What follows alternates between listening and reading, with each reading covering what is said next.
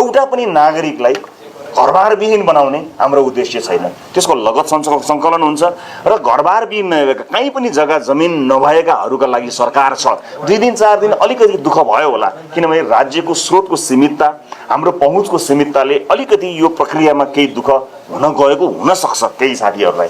तर यति विश्वस्त गराउन चाहन्छौँ कि कसैलाई पनि विस्थापित गरिदिने, कसैलाई पनि घरबारविहीन बनाइदिने, सडकमा ल्याइदिने, छाना पनि नहुने, खाना पनि नहुने, नाना पनि नहुने यस्तो अवस्था सरकारले सृजना गर्दैन। अहिले प्रतिपक्षीहरूले अन्य दलहरूले कतिपय मान्छेलाई देख्यौ त तिमीहरूले घन्टीमा भोट हालेको, अब सबै तिमीहरूको भत्काउँछ भनेर यसको राजनीतिक रूपमा यसको गलत व्याख्या अपव्याख्या गरेको मैले सुनेको छु।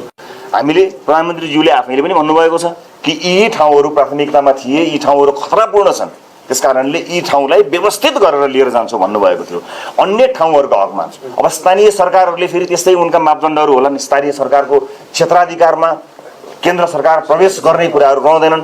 त्यसको पनि कतिपय ठाउँमा त स्थानीय सरकारले पनि त्यस्ता कामहरू गरेका छन् र मलाई विश्वास छ स्थानीय सरकारले पनि हामीले भने जस्तै कसैलाई पनि घरबारविहीन नबनाउने, उनीहरूको अधिकारलाई लगत राखेर सिस्टममा लिएर आएर उनीहरूलाई एउटा सिस्टमभित्र ल्याउने, विधिभित्र ल्याउने प्रतिबद्धता गरेको छ होला। छैन भने पनि गरोस्, म यहीँबाट अपिल पनि गर्न चाहन्छु।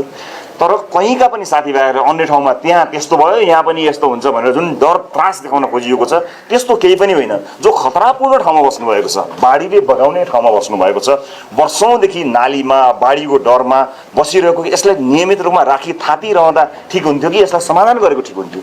यसको समाधानको बाटो लिँदाखेरि योभन्दा उत्तम उपाय गर्न सकिने छ भने हामी पनि सिकाउँला नि अझै अरू साथीहरूले, योभन्दा अझ बेटर जे अहिले गरियो योभन्दा बेटर यसरी गर्न सकिए हुन्छ भन्ने कुराको अभ्यास छ भने हामी सिक्न त तयारै छौँ, हामी हेर्न तयार छौँ। तर व्यवस्थित तरिकाले यसलाई सबैका लागि व्यवस्था हुन्छ, कोही घरबारविहीन हुनु पर्दैन। यो अलिकति प्रक्रियामा कहीँ कसैले सानो 1-2 दिन अप्ठ्यारो भएछ भने त्यसलाई अप्ठ्यारो नमान्नु होला। अन्ततोगत सरकारले तपाईँको जिउको, तपाईँलाई चाहिँ दिनुपर्ने अधिकारको ख्याल राखेको छ, त्यसको रक्षा हुन्छ, चिन्ता गर्नु पर्दैन, कुनै भड्काउमा लाग्नु पर्ने जरुरत छैन।